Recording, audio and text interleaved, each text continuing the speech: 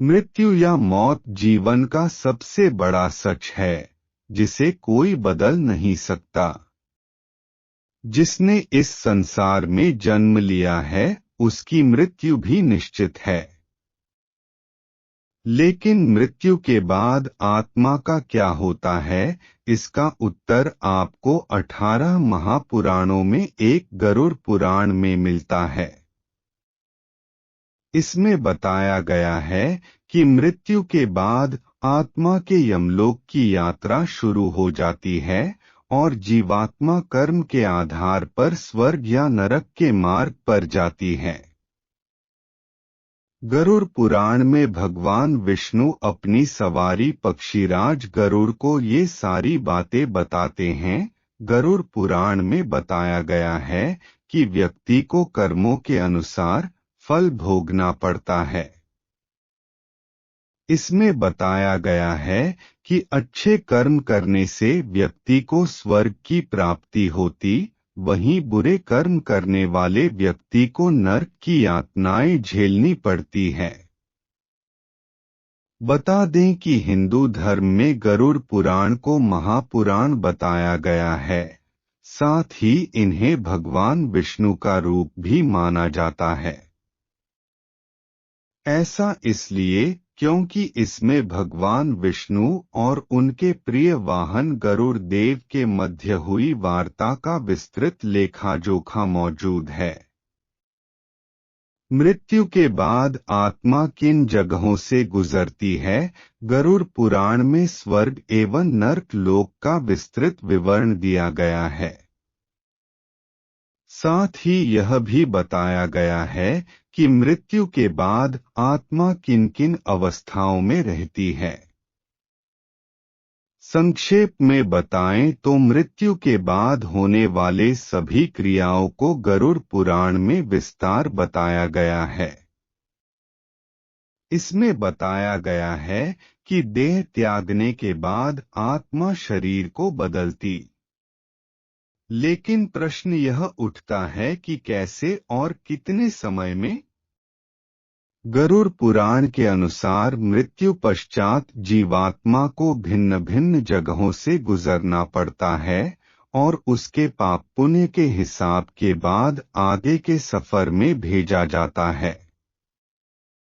गरुड़ पुराण में बताया गया है कि मृत्यु से पहले व्यक्ति की आवाज चली जाती है, शरीर की सभी इंद्रियां बंद पड़ जाती है और अंतिम समय में परमात्मा द्वारा दिव्या दृष्टि प्राप्त होती है, जिसके बाद व्यक्ति जीवन का त्याग कर देता है।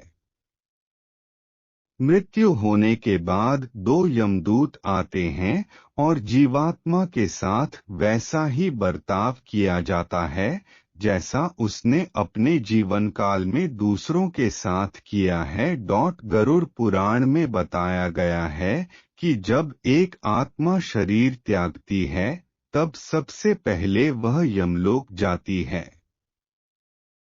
वहाँ यमदूत 24 घंटे के लिए आत्मा को रखते हैं और व्यक्ति के कर्मों को दिखाया जाता है।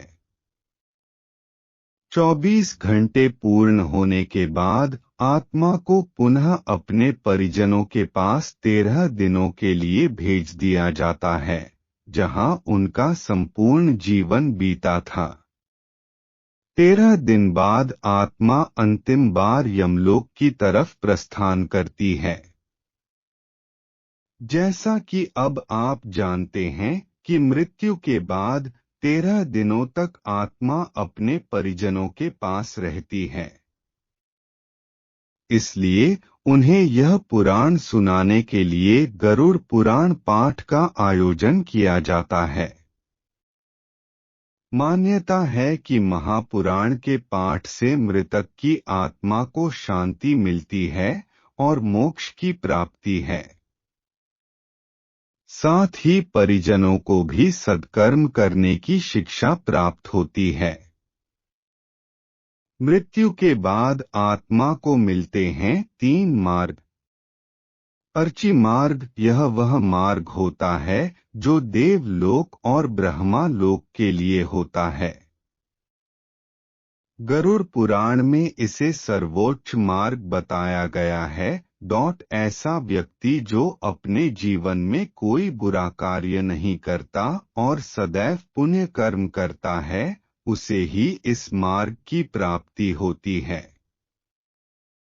धूम मार्ग, इस मार्ग में पितृलोक की यात्रा करनी पड़ती है। उत्पत्ति विनाश मार्ग, यह मार्ग नरक की यात्रा के लिए होता है। गरुड़ पुराण में इसे सबसे बुरा मार्ग बताया गया है। इसमें जीवात्मा को वैतरणी नदी का सामना करना होता है। इसमें बताया गया है कि इस नदी को पार करने के लिए जीवात्मा को पूरे 47 दिनों का समय लगता है, और इन 47 दिनों में आत्मा को कई तरह के कष्ट झेलने पड़ते हैं।